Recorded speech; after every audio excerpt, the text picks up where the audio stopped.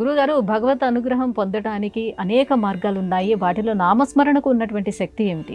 మన పురాణాల్లో ఒక్కొక్క యుగానికి ఒక లక్షణం చెప్పారు. కృతయుగంలో తపస్సు చేయమన్నారు. త్రేతాయుగంలోకి వచ్చేటప్పటికి దానం చేయమన్నారు.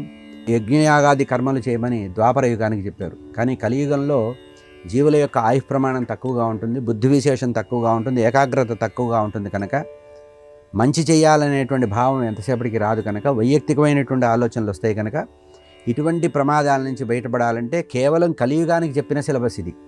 మిగతా యుగంలో కేవలం నామం ద్వారా తరించిన వారు ఎవరు లేరు. కానీ కలియుగంలో ఏం చెప్పారంటే నామస్మరణాత్ అన్యోపాయం. ఈ కలియుగంలో ఇంకొక ఉపాయమే లేదు. అన్యోపాయం అంటే ఇంకో ఉపాయం లేదు. నహి నహి రక్షతి, ఇంకొకటి రక్షించే ఉద్దేశమే లేదురా బాబు. కలియుగంలో భగవంతుడి యొక్క నామస్మరణ చేస్తే ముక్తి వస్తున్నారు. ఎందుకంటే ఈ నామస్మరణ నిరంతరం చేయడం వల్ల ఇంకొక ఆలోచన రాదు.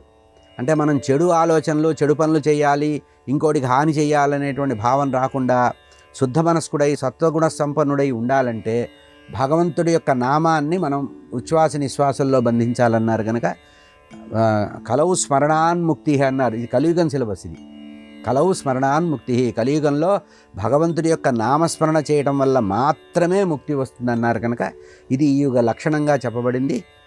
అందరూ కూడా, జీవులందరూ కూడా మళ్ళీ ముక్తి కలగాలి, పుణ్యం కలగాలి, పాపము దగ్గరికి రాకూడదు. అంటే అందుకనే భగవంతుడి యొక్క నామ మహిమను కూడా చెప్పారు మనకి. నామమాహాత్యం అని భాగవతంలో చెప్పబడింది.